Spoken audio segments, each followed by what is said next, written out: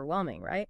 But seriously, mastering it is like having a superpower. Oh, absolutely. Today, we're going deep on resource management and project control. And to guide us, we've got this really interesting document you sent over.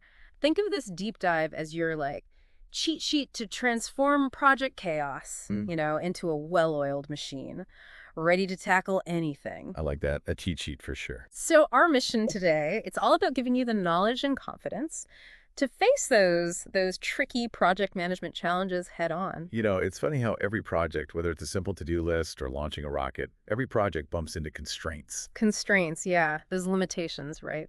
I always think of them as like a puzzle. You're trying to fit all the pieces, but some are just missing.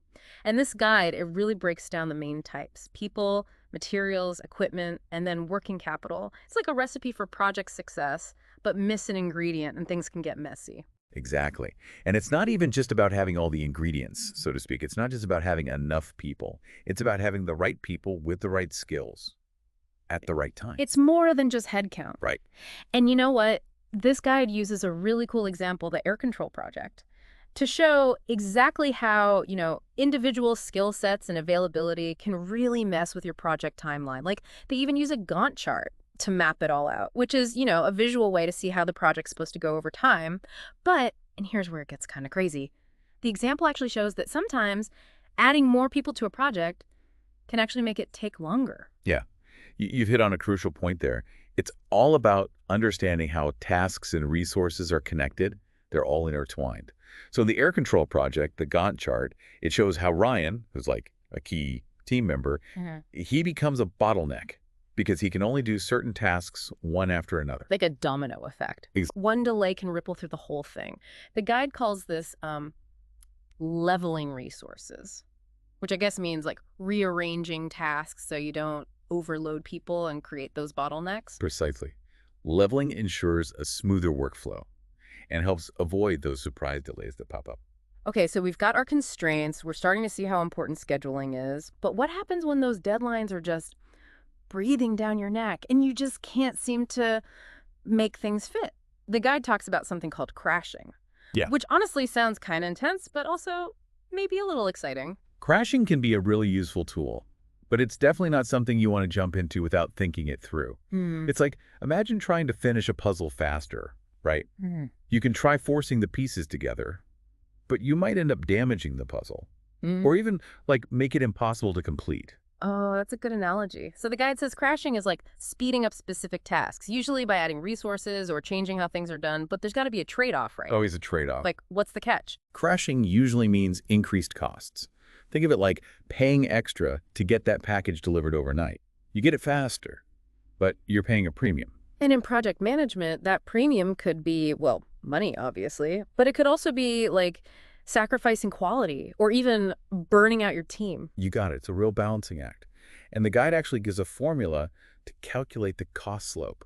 It basically tells you how much it costs to save time on a specific task. Okay, so before even thinking about crashing, you got to do the math and figure out, is it worth the expense and the potential consequences? Seems like there's a real art to knowing when crashing is the right move. Absolutely. It's about looking at your project strategically and making smart decisions based on your constraints, your priorities, and your overall goals. There's no one-size-fits-all answer. It's kind of like those cooking competition shows, where they have limited time and limited ingredients. They have to be so strategic about what they prioritize, and sometimes they have to improvise or take risks to get everything done on time. But speaking of time, it's not just tea about speed, right? We also need to make sure the project's actually hitting the goals. The guide really emphasizes evaluating progress based on time, cost, and quality. Absolutely. You got to achieve a balance between those three. And it's also important to remember that every project exists within a bigger picture. Right, so we're also thinking about the project's impact on the organization's overall goals and their whole portfolio. Like, is this one project going to derail other important stuff? Exactly. Project success isn't just about internal metrics. It's about aligning with the bigger picture. Okay, so we're keeping an eye on the clock, the budget, and making sure we're building the right thing the right way. But let's go back to that time performance for a second. Seems like that's usually the most, obvious measure of progress, especially for people outside the project team. Yeah, time is definitely a tangible thing, easy to track.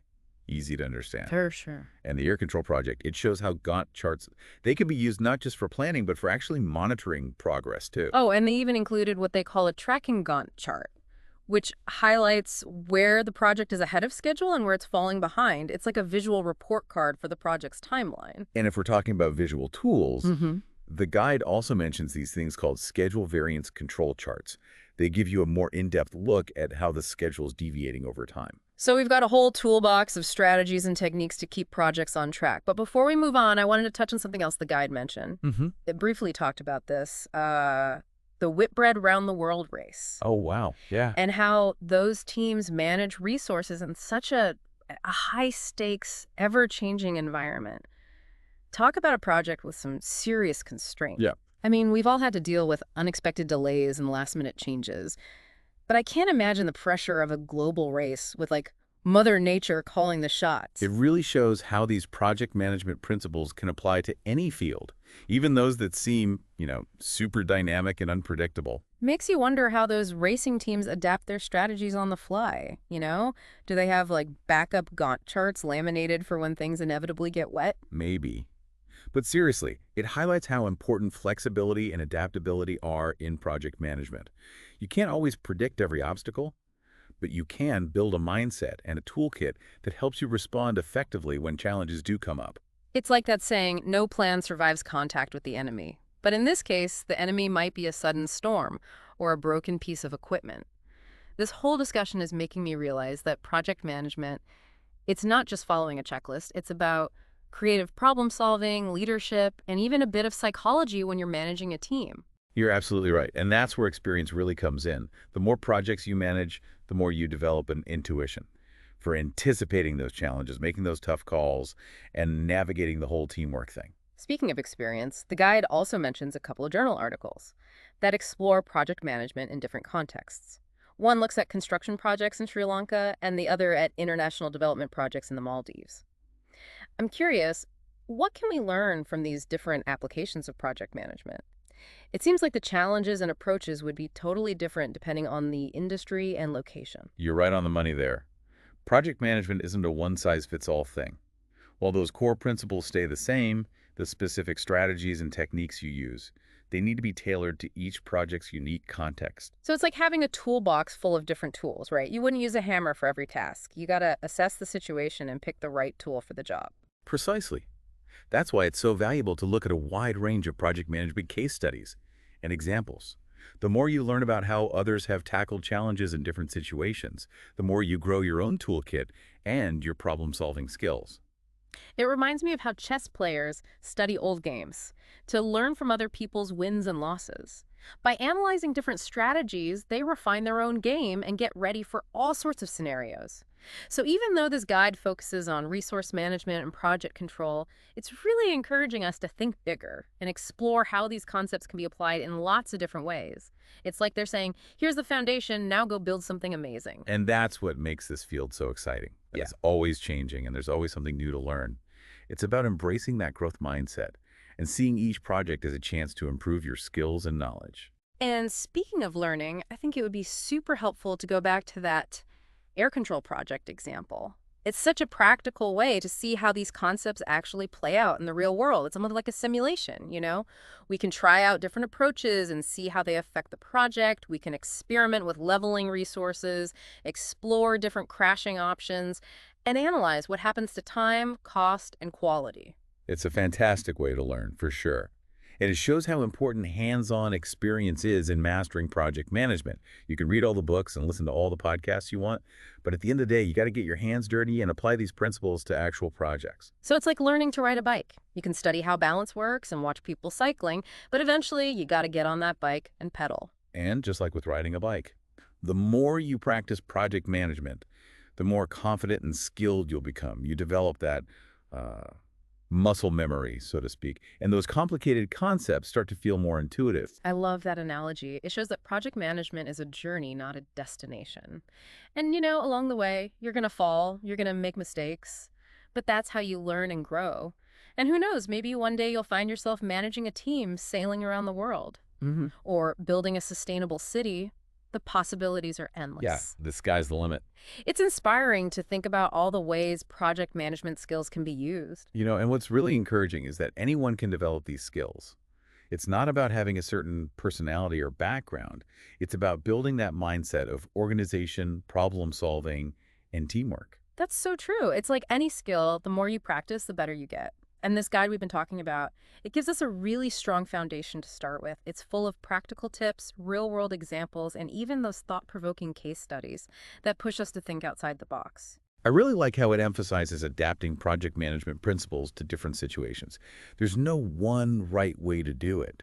It's about understanding the basic ideas and then adjusting your approach to the needs of each project. Right. It's about being flexible, resourceful, and always willing to learn and change. So as we wrap up this deep dive into project management, I want to leave you with this. Don't be afraid to embrace the challenge. Project management can seem scary at first, but it's a skill that's useful in any field, whether you're leading a team, launching a new product, or even just trying to organize your own life. The principles we've talked about today can help you reach your goals and make a real impact. And remember, it's a journey, not a destination. So keep learning, keep trying new things, and keep exploring the world of project management. Until next time, happy project managing. It briefly mentioned the Whitbread Round the World race, Yeah. now called the Ocean Race. Oh, right, right. And it talked about how those teams manage resources, Yeah. in such a high-pressure environment that's always changing. Wow, yeah, talk about a project with some serious constraints. Imagine trying to manage a team and stick to a schedule when you're literally battling. Like, the elements, I mean, we've all dealt with, unexpected delays and last-minute changes in projects, but I can't even fathom the pressure of a global race with, Mother Nature kind of calling the shots. Yeah, it's a perfect example, though, of how these project management principles, they can apply to, any field, even those that seem incredibly dynamic and unpredictable. It makes you wonder how those racing teams adapt their strategies, on the fly, Do they have, backup Gantt charts laminated for when things inevitably get, soaked? Maybe. But in all seriousness, it shows how crucial flexibility and adaptability are in project management. Yeah. You can't always, Uh-huh. predict every single obstacle that comes your way, but you can develop that mindset. Yeah. And that toolkit that lets you respond effectively to challenges. Yeah, it's like that saying, no plan survives contact with the enemy, but in this case, the enemy might be a sudden storm or, a broken piece of equipment on the boat. Exactly. This is making me realize that project management, it's more than just following a checklist, you know what I mean? He's right. It's about creative problem solving, leadership, and even, I think, a bit of psychology when you're managing a team. You're absolutely right. And that's where experience really comes into play. Yeah. The more projects that you manage, the more you kind of develop that intuition. For anticipating challenges, making those tough decisions, and navigating the complexities of teamwork. Yeah, totally. Speaking of experience, though, the guide also mentions a couple of journal articles that look at project management in different contexts. One examines construction projects in Sri Lanka, and the other looks at international development projects in the Maldives. I'm curious, what kind of insights can we get from these different applications of project management? It seems like the challenges and the approaches would be pretty different depending on, the industry and the location. Yeah, that's a really good point. Project management, it's not a one-size-fits-all discipline. The core principles, they remain constant, but those specific strategies and techniques, you got to tailor them to the unique context of each project. So it's like having a toolbox full of different tools. You wouldn't use a hammer for every task, right? Right. You need to look at the situation Yeah. and choose the right tool for the job. Exactly. And that's why it's so valuable to look at a bunch of different project management case studies and examples. The more you learn about how others have tackled challenges in different situations, the more you expand your own toolkit and you develop your problem-solving abilities. It reminds me of how, chess players study past games, to learn from the successes and mistakes of others. They analyze different strategies, different approaches, and they can refine their own gameplay and be ready for more scenarios. So even though this guide focuses specifically on resource management and project control, it's really encouraging us to think bigger, and explore the broader applications of these concepts. It's like they're saying, here's the foundation, now go build something amazing. And that's what makes this field so exciting. It's constantly evolving. There's always more to learn. It's about embracing that growth mindset and seeing each project as an opportunity, to refine your skills and expand your knowledge. Totally. Sure. And speaking of learning, I think it'd be really helpful to revisit that air control project example. It's such a practical illustration of how these concepts actually work in a real world scenario. It's almost like a simulation, right? Yeah. It lets us test out different approaches and see how they impact the outcome. We can experiment with, leveling resources, explore those different crashing options, and analyze the impact on time, cost, and quality. Yeah, it's a great learning tool, and it really emphasizes the importance of hands-on experience. When it comes to mastering project management, you can read all the books and listen to all the podcasts, Yeah. but ultimately you got to get your hands dirty and apply these principles to real projects. So it's like learning to ride a bike. Mm. You can study the physics of balance, you can watch videos of people cycling, but at some point, you just got to get on the bike and pedal. Exactly. And just like with riding a bike, the more you practice project management, the more confident and skilled you become. You develop that muscle memory, so to Yep. speak, and all those complex concepts start to feel a little more intuitive. Yeah, I love that analogy. It highlights that project management's a journey, not a destination. And, Yeah. along the way, you're going to fall, you're going to make mistakes, but that's how you learn and that's how you grow. And who knows, maybe one day you'll find yourself managing a team, sailing around the world, or building a sustainable city. The possibilities are endless. The sky's the limit. Yeah, the sky's the limit with project management. It is kind of inspiring to think about all the ways project management skills can be used, in different fields. And what's really encouraging Mm. is that anyone can learn these skills. Yeah. It's not about having a certain personality type or coming from a specific background. It's really about cultivating that mindset of organization, Yeah. problem solving, and collaboration. That's so true. It really is. Like any other skill, right? The more you Yeah. practice it, the better you get at it. Yeah. And this guide that we've been diving into, it gives us such a solid foundation to build on. It's packed with like Oh. practical advice and real world examples. And even those thought-provoking case studies that push us to think outside the box a little bit. Yeah, and I particularly appreciate how it emphasizes the importance of adapting those project management principles Yeah. to different contexts. Yeah. There's no single approach that works for everything. It's about understanding the underlying concepts Yep. and then tailoring your strategies to the specific needs Yeah. of each project. Right. It's about being flexible, resourceful, and always willing to learn and adapt as you go. So as we kind of wrap up this deep dive into project management, I wanna leave you with this. Don't be afraid to embrace the challenge of it.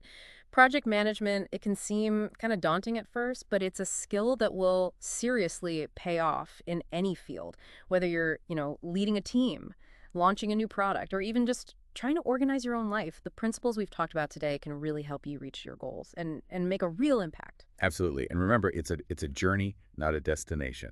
So keep learning, keep experimenting, and keep diving deep into this fascinating world of project management. Until next time, happy project managing.